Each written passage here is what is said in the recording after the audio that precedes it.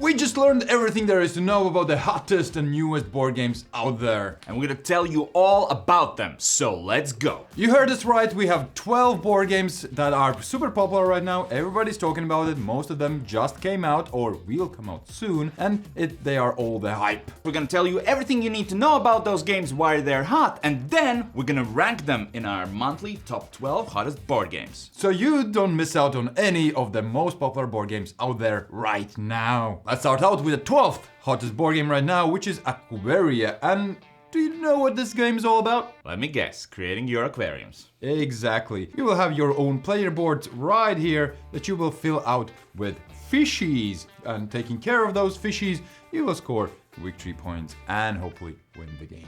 To get all these fishes, you will have to pay with oxygen, and you can get this oxygen by planting different plants and things in your aquarium beforehand. And whenever you feed these fishes, you will score victory points. But also there's one keyword right here, it's set collection. What that means is all of these fishes are categorized in different ways. Like for example, these fishes like to live in bunches, right? Okay. Crowds. So you will be motivated to get a bunch of different fishes or similar fishes. Like for example, this one has the same category. And if there's one thing board games have taught me, that bunch of fishes are called schools. Schools? Schools. Schools of fishes, or Yeah. just schools. And the placement also will be very important. Where you place the fish, for example here, if you place the fish, it will be cheaper because you need to pay 7 oxygen for this fish to be placed. But if you have 2 of these plants nearby, it is cheaper. It doesn't need that much oxygen. So the placement is just as important as just what fishes will you place. And there will be these cool looking knobs around here. I love these. These look great. Yeah, that's how you make sure that they have enough like food and oxygen and stuff. So do you know this man? No. Do you?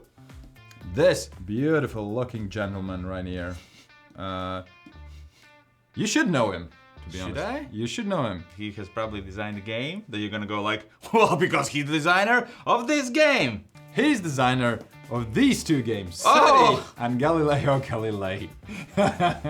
Yeah, so he's author as well to this aquarium, and I think that's the biggest selling point. He has done really good games, and this is kind of lightest one. 2.5 is kind of family game, so this should be family plus game and the gateway from a really, really good and established author at this point that you really like. Where would you rank our excitement of this Well, game? I'm not too excited about the theme, but since now I know it's the designer of SETI, I'm a bit more excited, so somewhere here? I would place it here. Let's go here. Is your game much more exciting than building aquarium? Doubt it. Yes, it is, because it is about boss fighters! Okay, QR. you get this one. You get this one. This is more exciting. Yeah, that's it. And that's all you need to know. What do you think QR stands for? There's gonna be QR codes and you're gonna scan them. That's it. I literally have nothing else to tell you about this game. It's a boss fighting game with QR codes. In this game, you're gonna pick one of 4 heroes and then mix it with one of the 4 classes. So it can go either way. And each game you can pick a different combination. Cool, right? So a little bit of replayability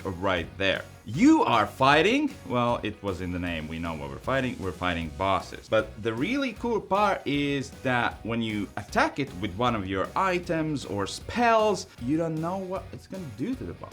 Alright. Is it going to do a lot of damage? Is he immune to it? Is what's going to happen? And it's not in the rulebook. That's something you get to discover for yourself each time you play. Do you Yes. remember Chronicles of Crime? Yes, Chronicles of Crime is the detective game where you talk with witnesses and suspects by scanning their QR codes and then picking up answers Yeah. or questions. So this game has that same basic principle that you will scan a card with the phone or tablet you're playing, and then it's gonna give you whatever happens next. You will take the card, back of it has a QR code, you will scan it, and then something will happen. Maybe you'll deal a ton of damage, and that's something I cannot even tell you if I wanted to because I've not played it, and that's something they tell you in the rulebook you have to discover for yourself. Here are the life points. Here's some info we already have found out about that has been covered by that card, but it's there. So sounds exciting, and it's a co-op game where you're trying to defeat 10 different bosses, and each of the 10 bosses has different levels of difficulty. For your presentation, I'm pretty excited. I feel like it could be a bit fiddly, right? Yes, yeah, I'm not a big fan. So you probably need a tablet, right? Yeah. Because this tiny phone, she's not gonna see a lot of it. That's a minus point, I think, for that. Yeah, definitely. It could be fiddly, it could be bad, but it could be also really exciting. So, Yeah. well, place it right there. Agreed. It's kind of the same as Aquarium. Let's move on to the 10th hottest board game that's all about water. Water has taken over the world. There was this Waterworld, I think was the movie, the box office failure. Whatever you say, it's a great Kevin Costner movie. I liked it as well, yeah. When I watched it when I was like 12, probably should never watch it again, right? I think it's a pretty good movie. The problem was that the budget for it was just over the roof and it failed miserably. Will this game fail miserably? We'll find out, because you will try to scavenge a lot of things to then build a city from all this trash. You don't even know if the game's good and you're already calling it trash? Yes, because the trash will come out of a bag right here, and from these tiles you will be able then to pick a few of them and place them inside of your city. Another keyword here is pattern building, which means that whenever you place some tiles, you really are interested in how they align with each other. Because during the game, when you build your own city, you will then be able to send your little workers there and pick up a few actions there and do things, and it's really important what's next to what and how to boost all of those actions. This is your player board, how it will look like. There will be different objectives and things and bonuses. There's actually plenty of things going on here. As you can see here, there are different player boards, and one of the things is that this game can be played cooperatively, competitively, or solo. So they're kind of doing all of those things. Hard to manage, but possible. How excited are you to try it? Very probably excited. Next year? Like here? No? Okay. Here? Yeah, there. Okay. We'll see. Next game on our hotness list is the Druids of Edora. Talking about covers that we really like. Yeah, this one looks this looks like a back of the traditional playing card deck, right? Could be. I don't know why. It's just the association I get. So it's a dice placement game, right? You're gonna place dice on the board. This game has amazing components, as you can see right here, like all of these little things and stones, yeah, and just the player board where you can place your marker. It just looks gorgeous, doesn't it? Right? It does, alright. So far it has the looks. And it's by the designer of Castles, Burgundy and Civolution. Sold. Okay, no more questions. Let's move on. It goes up there, and let's move on to the next game. I mean, it's a dice placement game by Stefan Feld. What else do you need to know? One game that has a little bit more info, but also comes from a designer that is already established, from Stonemaier Games. This is Origin Story. Well, you basically are gonna play one card, and then all other players will have to play the same color of cards and hopefully a bigger number, because whoever played the biggest card will pick up the whole pile, aka the trick. I like trick-taking games. What's so special about it? Here you will be a superhero or a villain. Based on what you are, you will either want to pick up the tricks or won't want to pick up those tricks. And you also will have some like powers and things going on here because you are a superhero. And superheroes have powers, right? Another thing you will have are story cards, and these story cards you will be able to play in front of you, building your own tableau, making your moves or actions stronger. So you get better while the game goes on. And last thing, events. All superhero movies, things, stories need crazy events. Of course. If you shown me these two last slides before you shown me the cards, I'd be like, how is this a trick-taking game? Exactly, that's the thing. It's basically a trick-taking game with a lot of things around it. So where would you rank this one? It's very tricky. Well, it is a trick-taking game. Exactly. So either here or here. Here or here. Here? Let's go here. Let's go here. Because we like trick-taking games. Yeah. Trick-taking games are a little bit niche. So, next game on the hotness list is Forestry. Also a nice cover. And it is a Euro game where you are going to, well, plant and cut forests. But the very cool thing here is that you have two workers. We have our harvester and we have our manager. And each of those workers is going to take care of a different thing. And you will have to split your action points between those two workers. So, do you want to manage your project? Then you have to use your manager. If you want to cut more trees, then you have to use your harvester. What is better this turn? I don't know. Seems kind of unique, right? You just don't place it and do it, but no, you have to spend action points. And another really cool thing about this game is it is actually based on real things, how you take care of the forest. That's how you do a board game. Exactly. And you might think, wow, this comes from kind of study manual or anything. No, every other page in the rule book has this info about how the mechanisms in the game relate to real life. Like these are the trees that are in a game actually. If you don't want to know that, you can skip over it. It doesn't push you to know that. But if you want to know that, like me, it's right there. So where would we place this one? It's pretty nice. It's pretty nice. It's a Euro, but I like the educational aspect. So maybe move Aquaria one lower and then there. Sure. I like that. Place it even higher, I think. Somehow. Yeah. I don't know. Well, you do it. That's fine. Yeah. Aquaria slipping down a little bit, but will the next game slip as well or not? This game is called Sweetlands, and one thing I want to point out, it's a super heavy game.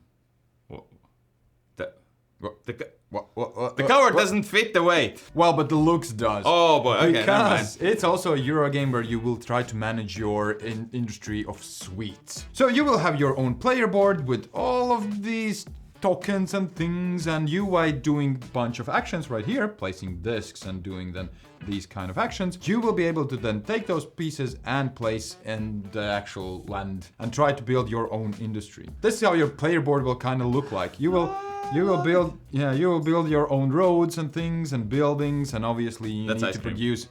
Yeah, but that's a building. Here's a door, and then. But that's ice cream. It looks great. It does look amazingly great. And there's a bunch of things you can do, and most importantly, you just take a disc, place it somewhere, and then you will be able to do those actions. But first come, first serve. Be sure to get to your actions that you really need first, all right? Because there's only a few spots right here. There's a bunch of other things like tiles, scoring pads, like upgrades and things, and just a lot. And people have actually gotten to play it, and it actually has a lot of 9s and 10s and 8s, so it's highly rated. So Yeah. pretty good, yeah. Yeah, that's good. Yeah, Every Euro game that looks fantastic. The older I get, the more random games I love. Okay. And I think Magical Athlete is going to be right up my alley whenever I get to play. So Magical Athlete actually is a reprint of an older game. However, this designer has been joined by the superstar designer Richard Garfield, who you know by King of Tokyo, Mindbug, Magic the Gathering. So they probably made it better. One thing I do have to say is I don't know which cover is better. Which cover do you think is better? The left one. The old one? Yeah, it's pretty tricky. So what is the game about? It's a racing game. You will just roll a die and move your piece that many. No. No, still keep explaining. You have to listen to it. See, there's the board. We can finally take a look at the game. So. There's the board and here's the ranking. And you will have your piece going around and then to the finish line, hopefully. And first 2 places score. Each of the racers will have special rules. For example, this frog will skip spaces with other racers on them. How do you get these is at the beginning of the game, you will draft them. And let me tell you, there's a ton to choose from. And each of them will have a special, unique power. For example, banana. Each time you pass it, you stumble and skip the next turn. No, it's fine. I'll leave it there.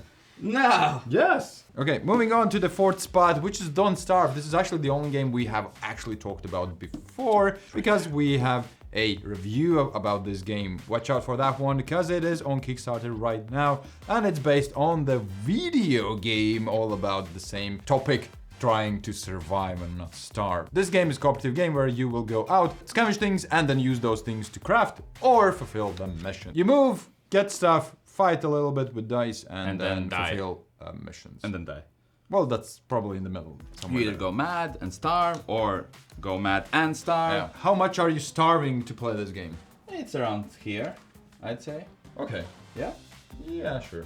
As it usually is with the IP products, if you know where this comes from, you're like, it's just like the video game. Yeah. And for us, it's like, I just died, I don't know why. All right, we're down to top 3 hottest games of the month. Number 3 is Dogs of War, which again is a reprint of an older game which came out way back when. And right now it's being brought back by the help of Shut Up and Sit Down. All right. This is Matt. We met him once. Can we say that we're great friends with him now? Yeah, best of friends. Best friends with Matt, and our best... Do you really want to do that, huh?